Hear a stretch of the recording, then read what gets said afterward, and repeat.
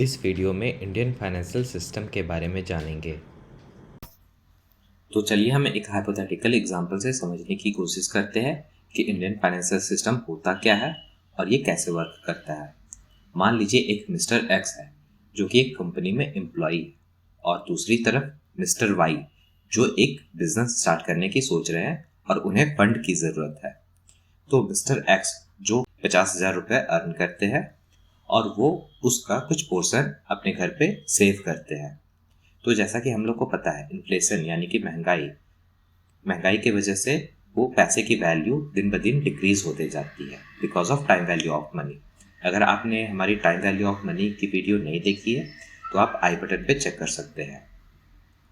तो mister x जो कि पैसे को सेव कर रहे हैं और वो कहीं ना कहीं उसको इन्वेस्ट करना चाह रहे हैं, और मिस्टर एक्स के जैसे काफ़ी ऐसे लोग हैं जो कि अपने पैसे को इन्वेस्ट करना चाह रहे हैं। तो एक सिस्टम बनाया गया जिसके थ्रू मिस्टर एक्स और बाकी उनके जैसे लोग वो पैसे को एक सिस्टम के थ्रू इन्वेस्ट कर सके और एक्सचेंज कर सके जिन्हें फंड की ज़रूरत है, ताकि वो पैसे की प्रॉपर यूटिलाइजेशन हो सके और वो इकोनॉमी की ग्रोथ में हेल्प कर सके।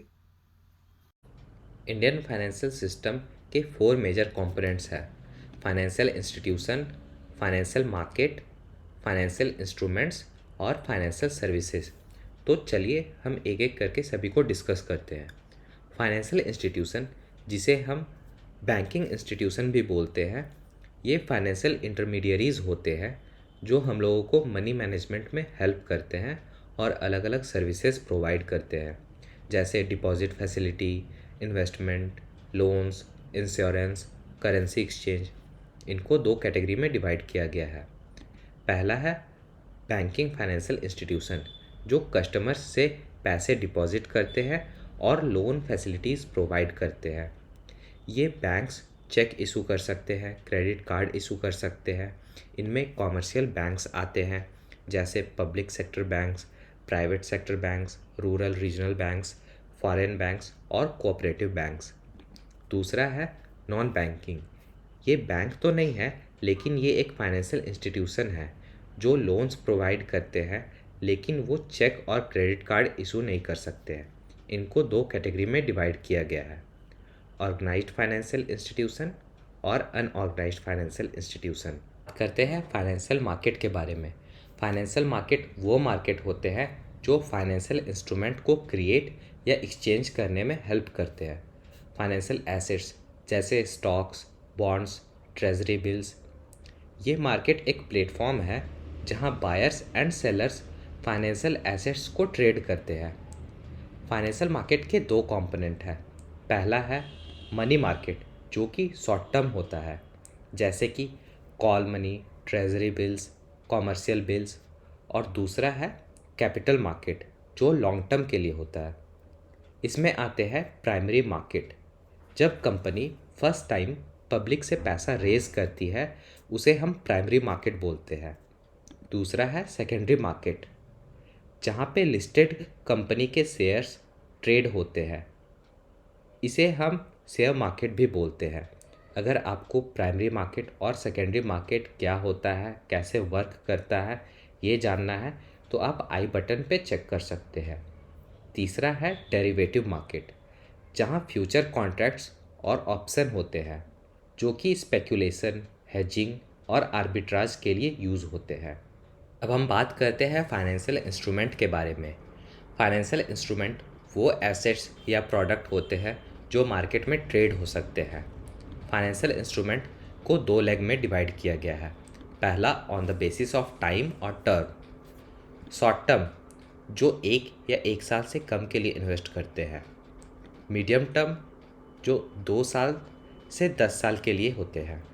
और लॉन्ग टर्म, 10 साल से ज़्यादा के लिए इन्वेस्ट करते हैं। और दूसरा on the basis of type, जिसमें आते हैं प्राइमरी सिक्योरिटीज़ जैसे इक्विटी, प्रेफरेंस शेयर, डेट्स। दूसरा सेकेंडरी सिक्योरिटीज़ जैसे कि time deposits, mutual fund units, insurance policy. और तीसरा है इनोवेटिव इंस्ट्रूमेंट्स। ये बात करते हैं लास्ट कंपोनेंट की, जो है फाइनेंशियल सर्विसेज। फाइनेंशियल सर्विसेज किसी भी इंस्टीट्यूशन या पर्सन को फाइनेंशियल ट्रांजैक्शन को स्मूथ रन करने में हेल्प करती है। इसको भी दो पार्ट्स में डिवाइड किया गया है। पहला है फंड बेस्ड फाइनेंशियल सर्विसेज। अगर कोई सर्विस फंड रेज करने के लिए की जा रही है तो उसे हम फंड बेस्ड फाइनेंशियल सर्विसेज बोलते हैं, जैसे कि leasing, hire purchase, venture capital. और दूसरा फ़ी बेस्ड फाइनेंशियल सर्विसेज। अगर कोई इंस्टीट्यूशन कोई सर्विस प्रोवाइड करने के लिए कोई फीस या कमीशन या ब्रोकरेज चार्ज करती है, उसे हम फ़ी बेस्ड फाइनेंशियल सर्विसेज बोलते हैं, जैसे कि merchant bank, credit rating, mergers. तो ये 4 पिलर्स इंडियन फाइनेंशियल सिस्टम को स्मूथ रन करने में हेल्प करती है। So that's all from my side guys. और डेफिनेटली इस तरह के वीडियोस मैं और बनाऊंगा जिसमें मैं बहुत सारे कॉन्सेप्ट सिंपल लैंग्वेज में एक्सप्लेन करूंगा। So don't forget to subscribe my YouTube channel. अगर आपको ये वीडियो पसंद आया है तो please hit the like button, और अगर आपको किसी भी तरह का डाउट या फिर कोई सजेशन है तो आप कमेंट बॉक्स में पूछ सकते हैं।